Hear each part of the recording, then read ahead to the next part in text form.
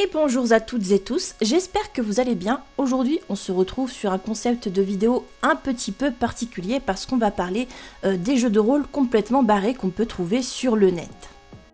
Alors, il y en a que j'ai trouvé en fouinant, et puis il y en a d'autres qui m'ont été suggérés par la communauté C'est pas du jeu de rôle, qui est vraiment très réactive et à l'affût pour tout ce qui est jeu de rôle qui sortent un petit peu des sentiers battus.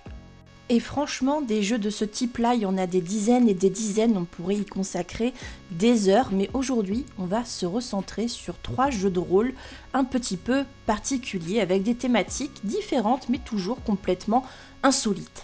Et on va commencer par le jeu de rôle appelé All Bear Cocaine.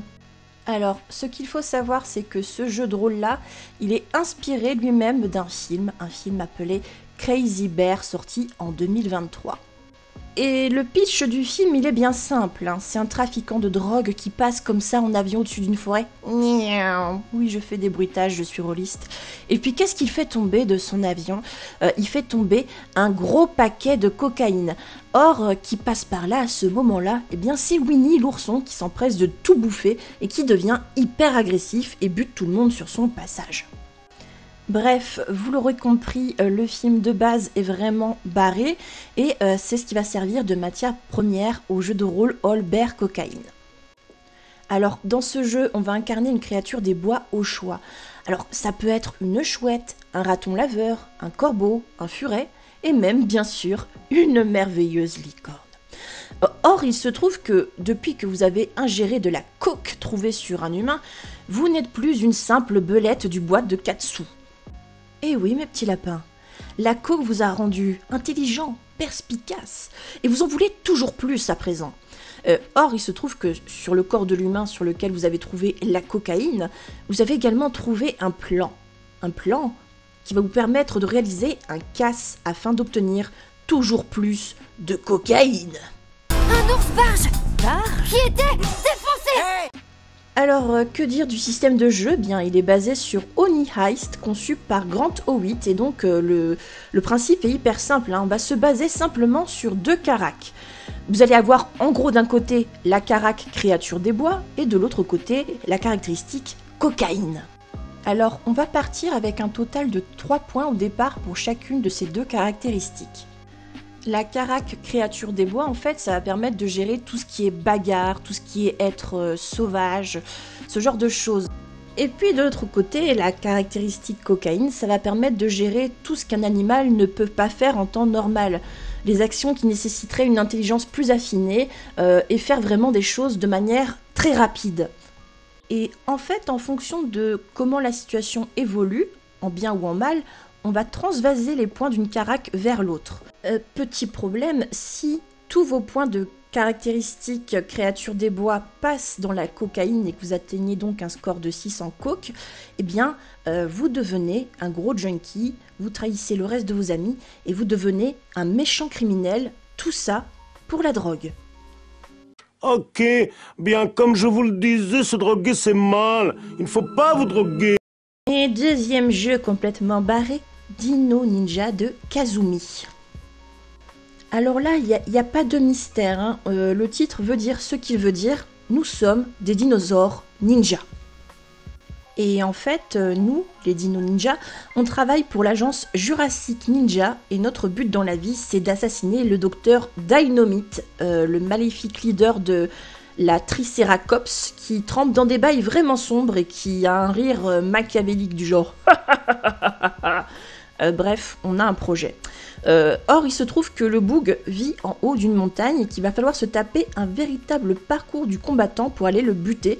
D'autant qu'en face de nous, on a des dinos mutants zombifiés, quoi. Notre vie est assez compliquée, on peut le dire. Alors, comment ça se passe au niveau de la mécanique ? Eh bien, on commence le jeu en ayant des vérités qui nous définissent, du genre j'ai une épée, mes mains peuvent attraper des choses, je peux courir vite, j'ai jamais mal aux dents, ce genre de truc, je peux attraper des choses avec mes petites mains, pas comme les T-Rex de base. Donc, le souci, c'est que chaque fois qu'on va subir une blessure, eh ben, on va venir rayer l'une de ces vérités dont on ne pourra plus se servir par la suite pour justifier nos actions. Ce qui est terriblement drôle selon moi, c'est que lorsqu'on bouffe des trucs sur notre passage, eh ben, ça va venir nous procurer des bonus si c'est bon pour nous, et si on a mangé un truc qu'il fallait pas, bah, ça nous filera un malus. Donc les gars, je vous le dis, calmez-vous sur la pizza à l'ananas quoi.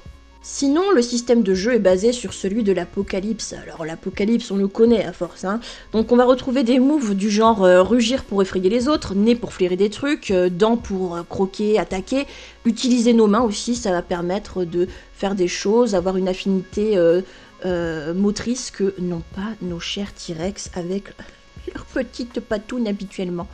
Bref, ce petit jeu nous offre un cadre sympa pour vivre une aventure complètement foireuse avec vos copains. C'est rigolo, alors moi je vous invite à aller poutrer du zombie dinosaure mutant et puis à aller péter la gueule du docteur Dynamite, voilà. Troisième jeu inattendu, le jeu appelé Support. Alors, de quoi ça parle ce petit jeu ? Eh bien c'est un jeu qui va parler de la place des seins dans notre quotidien, peu importe votre genre. Alors, en quoi ça consiste exactement ? Eh bien dans ce jeu, on va jouer des scènes dans lesquelles vos seins sont impliqués, qu'ils soient naturels, qu'ils soient gros, petits, ou même faits de rembourrage en coton. La remarque de base de ce jeu, c'est que la société hypersexualise les seins, et il s'agit de les observer sous un autre angle. Alors, comment ça se passe pour y jouer ? Eh ben, on va avoir un mur vide ou une table avec beaucoup d'espace et on va y étaler des post-it qui vont venir constituer un genre de frise chronologique de notre personnage. Alors, en premier lieu, on va répondre à des questions basiques pour définir notre perso. Et puis, apparemment, il faut se coller dessus le post-it, comme ça. Et puis ensuite, on va répondre à une série de questions pour guider un petit peu la narration des souvenirs qui sont liés à nos seins. Voilà. Alors, quel genre de souvenirs, vous allez me dire, peut-on narrer avec ces chats ? Bien, par exemple, mon premier soutien-gorge, le jour où on a commencé directement à commenter mes seins, le jour où je suis allée m'acheter de la lingerie, ma première expérience sexuelle, et puis vous allez avoir toute une déclinaison de questions comme ça pour votre perso, éventuellement autour de la maladie ou encore de la transidentité. Alors, ce qui est un petit peu insolite, c'est que du coup, d'habitude, c'est votre personnage que vous décrivez longuement. Et ici, un peu, ce sont les seins, le centre de la description. Donc, on vous invite à décrire la taille des aréoles. On vous invite à dire si vous avez des seins poilus. Quels vêtements vous préférez porter. Est-ce que vous préférez les cacher, les mettre en valeur. Est-ce que vous avez des tétons qui vont dans la même direction. Ou s'ils sont percés, tatoués. Bref, des questions que je crois personnellement on ne m'a jamais posées. Mais en même temps, c'est bien parce que ça montre la variété des seins, surtout peut-être pour les jeunes femmes qui se poseraient des questions sur leur corps. Alors oui, ça peut prêter à sourire, ça peut surprendre, hein, ce jeu qui a pour thématique les seins.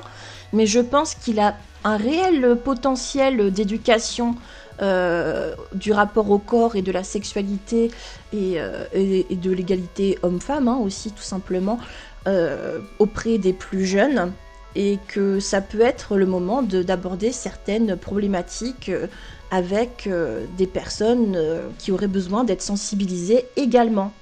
Après, c'est sûr, c'est pas le genre de jeu que tu vas proposer à un vieux tonton du JDR hein, qui adore Warhammer et tout ça. Là, non, ça va pas être sa came, il va te regarder un petit peu avec du désespoir, je pense. Mais auprès des personnes plus jeunes ou qui ont besoin d'être sensibilisées, ça peut être très intéressant, je pense. Et voilà, j'espère que cette petite vidéo vous aura plu. J'ai encore beaucoup de jeux un petit peu chelous à vous présenter.